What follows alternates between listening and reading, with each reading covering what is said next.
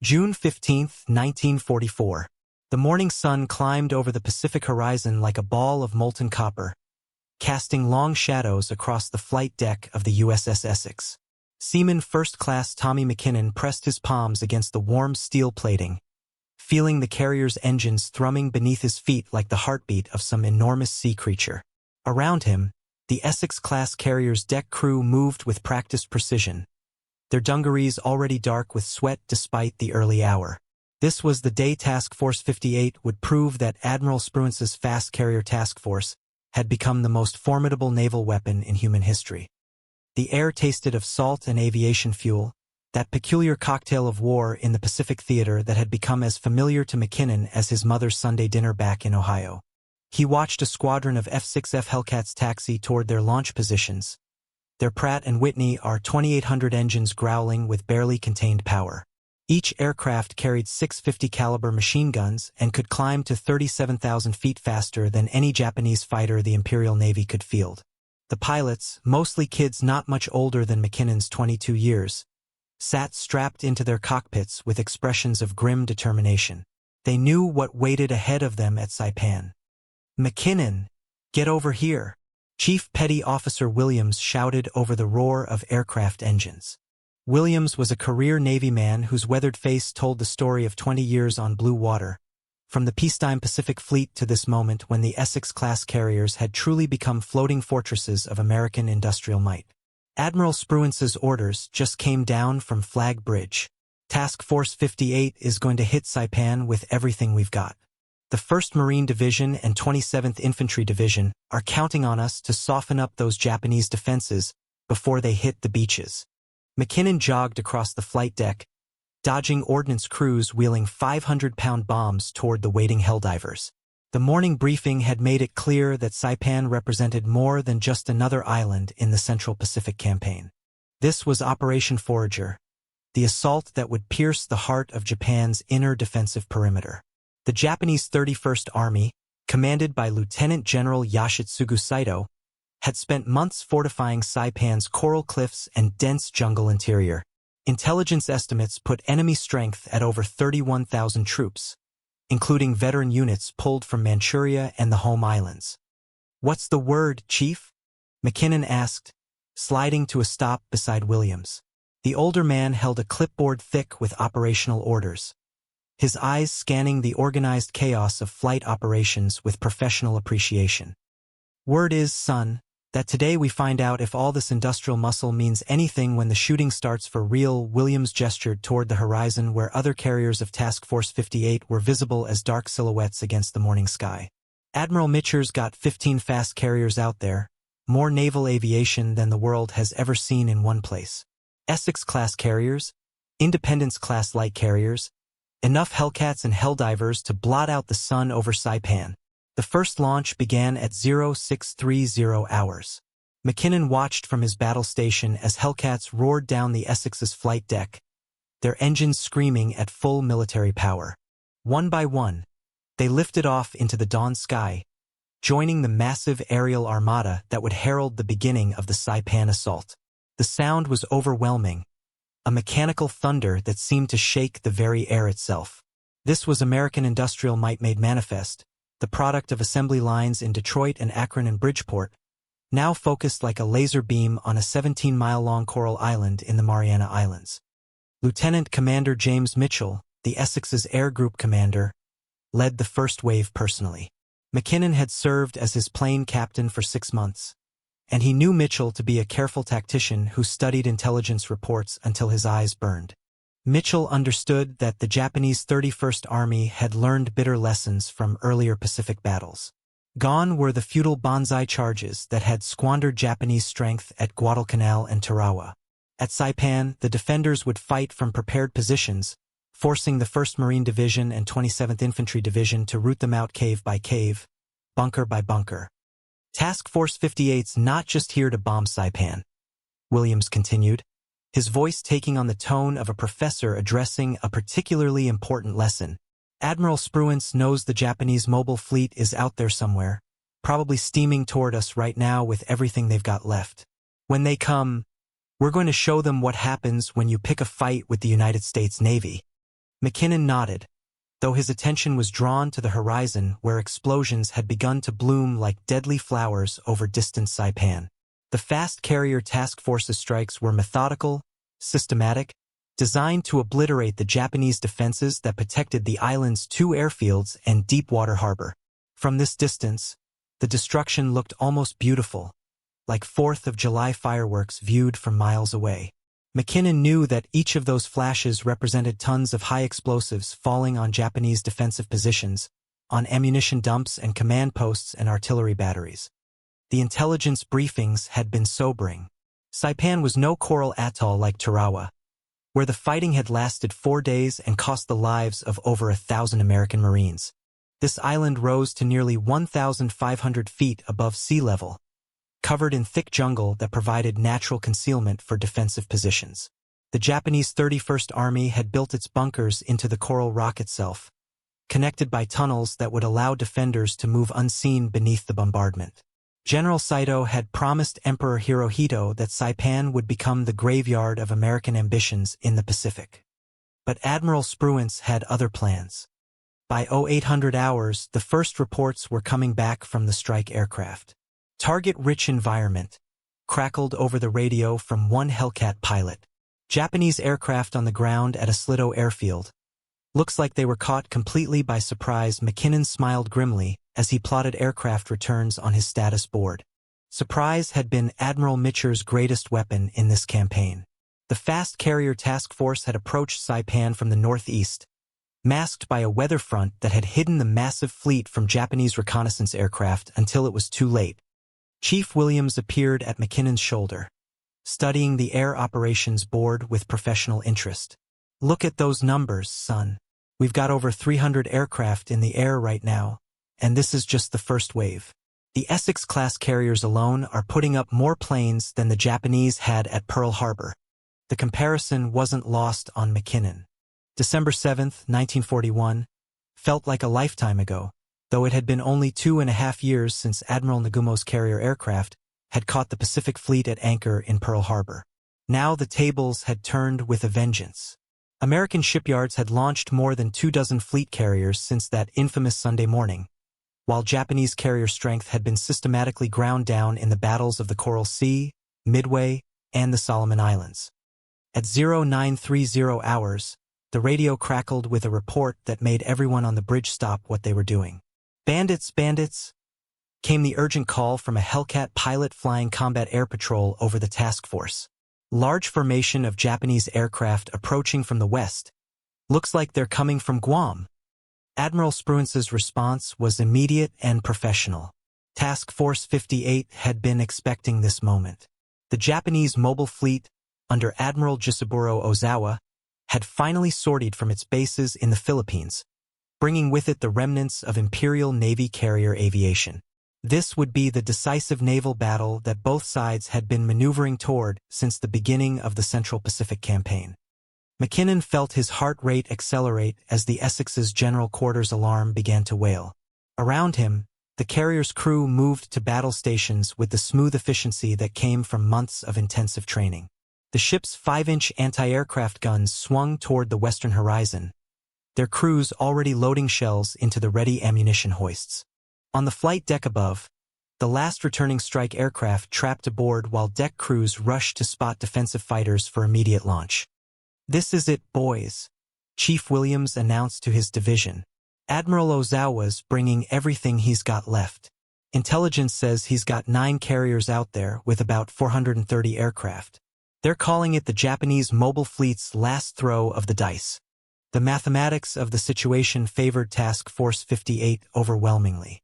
Admiral Spruance's fast carrier task force had 15 carriers embarking nearly 900 aircraft, most of them flown by pilots with hundreds of hours of combat experience. The Japanese mobile fleet, by contrast, was largely manned by hastily trained aviators who had received minimal flight training due to fuel shortages in the home islands. It would be veteran American pilots in superior aircraft against Japanese rookies flying obsolete Zeros and Vals. But numbers didn't tell the whole story. McKinnon knew that the Japanese pilots would fight with the desperate courage of men defending their homeland. Emperor Hirohito had declared Saipan to be Japan's absolute national defense zone, and loss of the island would bring American B-29 superfortresses within range of the Japanese home islands for the first time.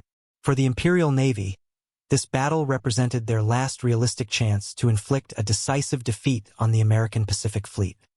At 1015 hours, the first Japanese strike arrived over Task Force 58. McKinnon watched from his battle station as the sky filled with anti-aircraft fire, the 5-inch guns of the Essex and her escorts pumping out a curtain of exploding steel that turned the morning air black with smoke. Through the din, he could hear the distinctive whine of diving aircraft and the staccato bark of 50-caliber machine guns as American fighters tore into the Japanese formation. "Scratch one, Val!" someone shouted over the intercom, and McKinnon caught a glimpse of a Japanese dive bomber trailing smoke as it plummeted toward the ocean. The Essex's combat air patrol was living up to its reputation, the F-6F Hellcats proving once again that they were superior to anything the Imperial Navy could field.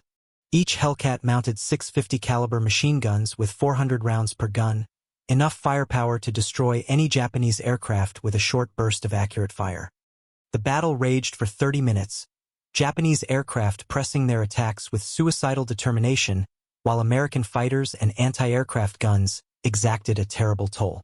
McKinnon saw a Japanese torpedo bomber slip through the defensive screen and drop its weapon less than 500 yards from the Essex's starboard side. The torpedo ran straight and true, but the carrier's helmsman threw the ship into a hard turn to port, and the weapon passed harmlessly astern. When the shooting stopped, the results were devastating for the Japanese mobile fleet. Admiral Ozawa had lost 42 aircraft in the first strike, while Task Force 58 had suffered the loss of only 6 American planes. But this was only the beginning. Throughout the afternoon, wave after wave of Japanese aircraft arrived over the American fleet, each one smaller than the last as Admiral Ozawa's carrier strength was systematically destroyed. "Jesus Christ," whispered one of McKinnon's shipmates as they watched the final Japanese strike of the day approach the task force. "There can't be more than 20 planes in that whole formation." He was nearly right. The fourth and final Japanese attack consisted of only 27 aircraft, the last desperate remnant of what had once been the Imperial Navy's premier carrier striking force. These planes were flown by pilots so inexperienced that many of them had difficulty finding the American fleet, despite clear skies and unlimited visibility. American Combat Air Patrol intercepted them 40 miles from Task Force 58, and only 7 Japanese aircraft managed to reach attack position. By sunset on June 15, 1944, the Battle of the Philippine Sea was effectively over. Admiral Ozawa's mobile fleet had lost 476 aircraft, including virtually every experienced pilot remaining in the Imperial Navy's carrier squadrons. American losses totaled 29 aircraft, most of them operational casualties rather than combat losses. The Japanese had nicknamed it the Great Marianas Turkey Shoot, and the name stuck among American pilots who had witnessed the systematic destruction of enemy aviation. But for McKinnon and the men of Task Force 58, the day's work was far from finished. Even as the last Japanese aircraft disappeared into the darkening sky, Admiral Spruance was preparing for the next phase of Operation Forager. The 1st Marine Division and 27th Infantry Division were still fighting for their lives on the beaches of Saipan, facing determined resistance from the Japanese 31st Army. The fast carrier task force would spend the night preparing for another day of close air support missions, bombing Japanese defensive positions and supply lines in preparation for the Army and Marine advance inland. McKinnon found himself assigned to the night watch on the Essex's flight deck, helping to spot aircraft for the dawn launch. The work was physical and demanding, requiring precise coordination between dozens of men as they maneuvered 13,000-pound fighters and dive bombers in the darkness. Each aircraft had to be positioned exactly, its wings folded to save space, its fuel tanks topped off and weapons loaded according to the mission requirements. As he worked, McKinnon could hear radio reports from the Marines fighting on Saipan's beaches. The 1st Marine Division had established a precarious foothold on the southwestern coast of the island, but Japanese artillery and mortar fire from concealed positions in the interior made movement almost impossible during daylight hours. The 27th Infantry Division, a National Guard unit from New York, was struggling to advance through dense jungle terrain that favored the defenders. "We're going to be here a while," Chief Williams observed as he supervised the ordnance loading for the next day's missions. The Japanese 31st Army isn't going to give up this island without a hell of a fight. General Saito knows that once we take Saipan, we can base B-29s here that can reach Tokyo itself. The strategic implications were staggering. Saipan lay 1,200 miles from the Japanese home islands, well within the range of the new Boeing B-29 Superfortress bombers that were just entering service with the 20th Air Force. Once established on Saipan, American heavy bombers could begin the systematic destruction of Japanese war production, targeting aircraft factories, steel mills, and oil refineries that kept the Emperor's war machine functioning. At 0200 hours, McKinnon was taking a break from the flight deck operations when he noticed a disturbance on the horizon to the west. Flashes of light flickered in the distance, too regular to be lightning, too far away to be from Task Force 58's own ships. He grabbed a pair of binoculars from the bridge wing and focused on the source of the illumination. "Chief Williams," he called softly, "you need to see this." Williams joined him at the rail, taking the binoculars and studying the western horizon for several minutes. When he finally lowered the glasses, his expression was grim. "That's Admiral Lee's battleships," he said. "They're going after what's left of Admiral Ozawa's fleet." Vice Admiral Willis Lee commanded Task Force 58's fast battleship group, 7 of the most powerful warships ever built by American yards. These were not the old dreadnoughts that had been caught at Pearl Harbor, but modern fast battleships designed to keep pace with the carriers and provide both anti-aircraft protection and surface combat capability. Each ship mounted 9 16-inch guns capable of hurling 2,700-pound armor-piercing shells more than 20 miles with devastating accuracy. The radio confirmed what McKinnon and Chief Williams had witnessed.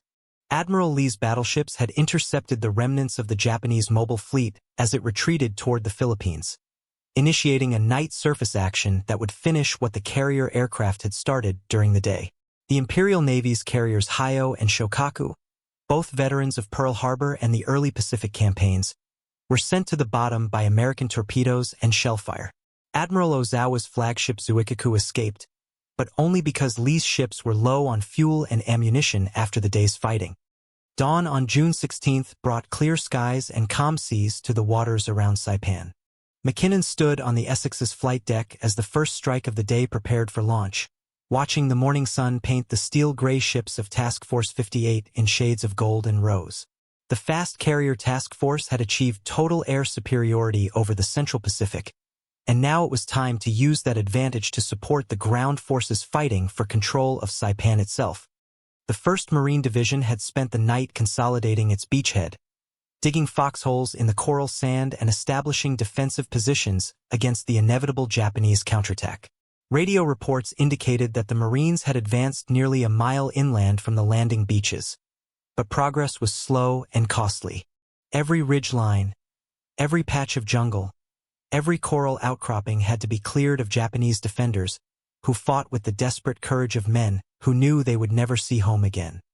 Lieutenant Commander Mitchell's air group launched at 0630 hours, their Hellcats and Helldivers loaded with napalm, 500-pound bombs, and 50 caliber ammunition for close air support missions over Saipan. McKinnon watched them disappear into the morning sky, knowing that each pilot would spend the next 4 hours diving into Japanese anti-aircraft fire to support Marines they would never meet. It was a brotherhood of shared danger that transcended service branches, the invisible bond between men fighting the same war on different battlefields. By 0800 hours, the reports were coming back from the strike aircraft. "Target destroyed," crackled over the radio from one Helldiver pilot. Japanese command post in grid square 147 to 523. Direct hit with 500-pounder. Another pilot reported destroying a Japanese artillery position that had been shelling Marine advance positions. Slowly, methodically, American air power was grinding down the defensive capabilities of the Japanese 31st Army. But the fighting on Saipan was far from over. Intelligence reports indicated that General Saito had withdrawn his forces to prepare defensive positions in the island's mountainous interior, where the thick jungle canopy would provide protection from air attack and the coral cave systems would allow defenders to survive even direct hits from heavy bombs. The 1st Marine Division and 27th Infantry Division faced weeks of brutal fighting before Saipan could be declared secure. McKinnon spent the morning helping to rearm and refuel returning aircraft, the routine work that kept the Fast Carrier Task Force functioning as the most powerful naval weapon in human history. Each Hellcat that trapped aboard the Essex represented thousands of man-hours of American labor, from the workers at Grumman's Bethpage plant who built the airframe to the technicians at Pratt & Whitney who assembled the engine. This was industrial warfare on a scale that the world had never seen, the product of an economy that could build and maintain 15 fleet carriers while simultaneously supporting ground forces fighting on dozens of Pacific islands. At noon, Chief Williams gathered his division for the daily operational briefing. The news was overwhelmingly positive. Task Force 58 had achieved complete tactical surprise in the Battle of the Philippine Sea, destroying the Japanese mobile fleet as an effective fighting force while suffering minimal losses. The Fast Carrier Task Force now controlled the sea lanes between Japan and its remaining Pacific garrisons, cutting the supply lines that kept Japanese forces fighting on bypassed islands throughout the Central Pacific. "The Japanese are finished as a naval power," Williams announced to his men. "Admiral Ozawa's got nothing left but a handful of cruisers and destroyers.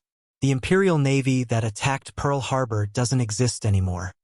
But even as Williams spoke, McKinnon knew that the war was far from over. The Japanese 31st Army on Saipan would fight to the last man, as would the garrisons on Guam and Tinian and every other island between here and the Japanese home islands. Each amphibious assault would cost American lives.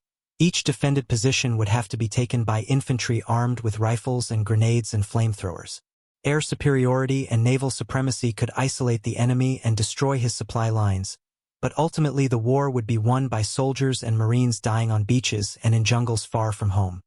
The afternoon brought more reports from Saipan, where the 1st Marine Division had begun its advance toward the island's first airfield. The fighting was house to house in the coastal town of Charan-Kanoa, where Japanese defenders had fortified every building and prepared every street corner as a killing zone. Marine Corsair fighters from the Essex and her sister carriers provided close air support, diving through anti-aircraft fire to drop napalm on Japanese strongpoints just yards ahead of advancing American infantry. McKinnon found himself thinking about the men fighting on Saipan as he went about his routine duties aboard the Essex. They were mostly kids like himself, farm boys from Iowa and factory workers from Detroit who had volunteered or been drafted into this global war.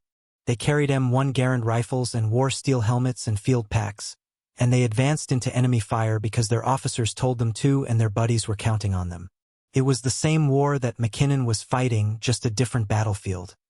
As the sun began to set on June 16, 1944, McKinnon stood once again on the Essex's flight deck, watching the last aircraft of the day trap aboard after another successful mission over Saipan. The Fast Carrier Task Force had achieved everything Admiral Spruance had asked of it.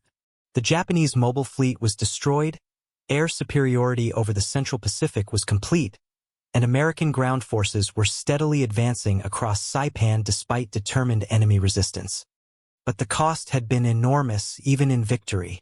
The 1st Marine Division had suffered over 400 casualties in 2 days of fighting, and the 27th Infantry Division was reporting similar losses as it advanced through the island's jungle interior.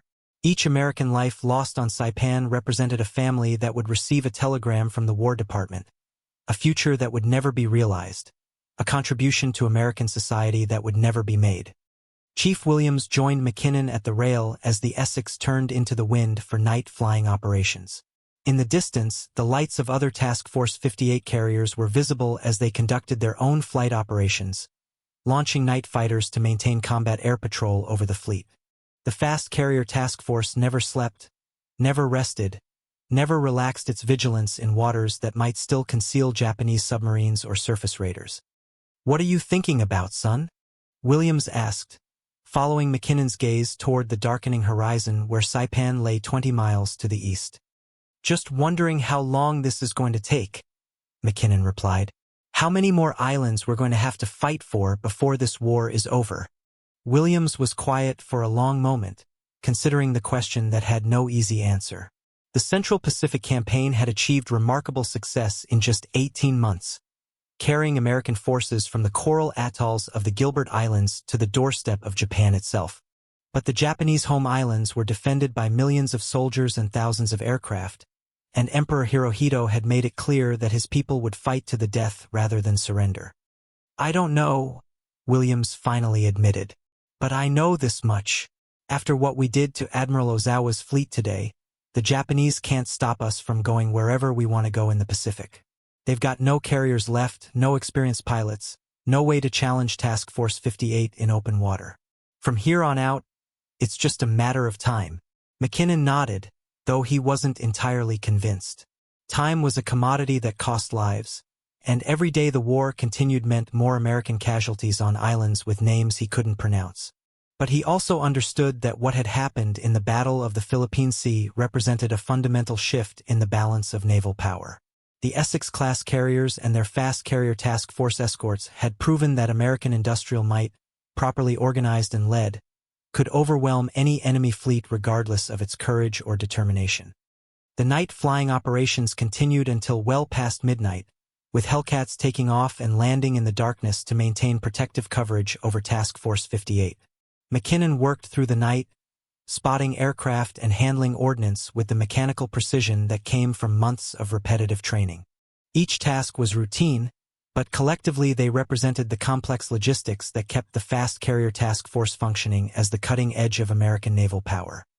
As dawn approached on June 17th, McKinnon found himself assigned to the pre-flight inspection of a Hellcat that would be flying the first mission of the day over Saipan. He checked the aircraft's oil level, tested the control surfaces, and examined the .650 caliber machine guns that made the F-6F such a formidable fighter. Everything was perfect, maintained to standards that would have impressed the engineers at Grumman's Bethpage factory where the plane was built. The pilot, Lieutenant Robert Chen, climbed into the cockpit as McKinnon completed his inspection. Chen was a second-generation Chinese-American from San Francisco who had volunteered for naval aviation after Pearl Harbor. He flew with the cool professionalism of a pilot who had survived dozens of combat missions, but McKinnon could see the tension in his shoulders as he strapped himself into the Hellcat's cockpit. "What's the target today, Lieutenant?" McKinnon asked as he helped Chen adjust his shoulder harnesses. "Close air support for the 27th Infantry," Chen replied, consulting the mission briefing card strapped to his kneeboard. "The Army's bogged down in some kind of valley system in the center of the island. Japanese artillery is giving them hell from concealed positions in the rocks." McKinnon nodded and stepped back as Chen started the Hellcat's Pratt & Whitney engine. The 2,000 horsepower radial caught immediately, settling into the steady rumble that meant everything was functioning properly. Around the flight deck, 20 other fighters and dive bombers were going through similar pre-flight procedures, their crews working with the quiet efficiency that had made Task Force 58 the most powerful naval force in history. At 0630 hours, Lieutenant Chen's Hellcat roared down the Essex's flight deck and lifted off into the morning sky, beginning another day of close air support missions over Saipan. McKinnon watched until the aircraft disappeared into the distance, then turned his attention to the next plane in the launch sequence. The work was routine, but it was also crucial. Every aircraft that left the Essex's deck carried the hopes of American ground forces fighting for their lives on Saipan's coral ridges and in its jungle valleys. The reports that came back throughout the morning painted a picture of fierce fighting and slow progress. The 1st Marine Division had captured a Slido airfield after a night-long battle that cost the lives of 60 Marines and over 400 Japanese defenders. The 27th Infantry Division was advancing through central Saipan, but progress was measured in yards rather than miles as soldiers fought their way through terrain that favored the defense. General Sato's Japanese 31st Army was fighting exactly as American intelligence had predicted, using the island's natural defenses to maximum advantage while extracting the highest possible price for every yard of ground. Japanese artillery observers hidden in cave systems called down accurate fire on American positions, while snipers armed with 65mm Arisaka rifles picked off individual soldiers from concealed positions in the jungle canopy. But American firepower was beginning to tell. The fast carrier task force's aircraft flew over 300 sorties each day, dropping tons of bombs and napalm on Japanese positions while 50 caliber machine guns strafed enemy supply lines and communication centers. The systematic destruction of Japanese defensive capabilities was slow but inexorable, like a giant machine grinding down everything in its path. By June 20th, the strategic situation on Saipan had changed dramatically. The 1st Marine Division controlled the southern third of the island, including both airfields and the main harbor facilities. The 27th Infantry Division had advanced across the island's narrow waist, cutting Japanese forces into isolated pockets that could no longer coordinate their defense. General Sato's 31st Army was still fighting, but it was no longer capable of organized resistance.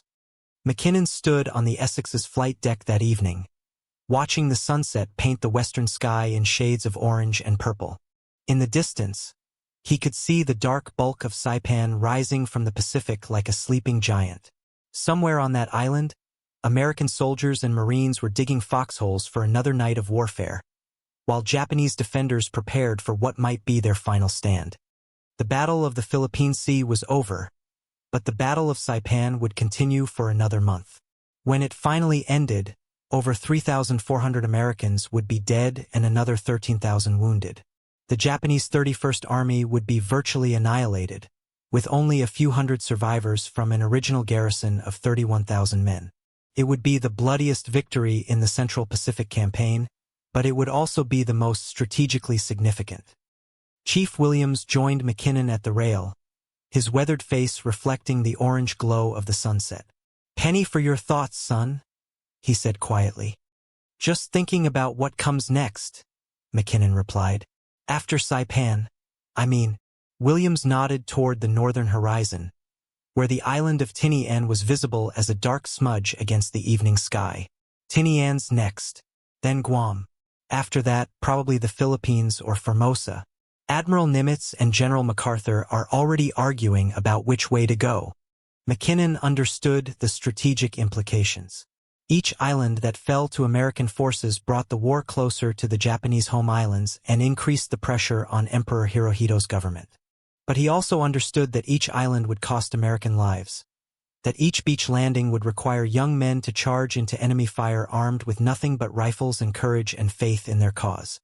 The Essex Class carriers of Task Force 58 had proven their worth in the crucible of the Philippine Sea, establishing American naval supremacy in the Central Pacific for the remainder of the war.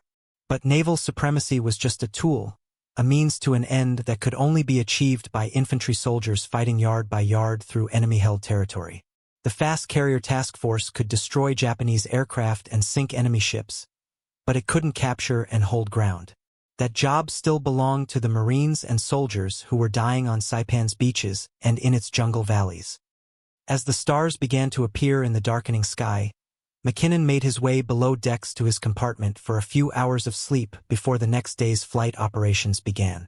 Around him, the Essex continued its work, maintaining the defensive screen that protected American ground forces fighting for control of Saipan. The carrier's engines thrummed steadily through the steel hull, a mechanical heartbeat that never stopped, never faltered, never admitted the possibility of defeat. In his bunk, McKinnon thought about the letter he would write to his parents in Ohio, trying to explain what he had witnessed in the Battle of the Philippine Sea without revealing anything that might help the enemy.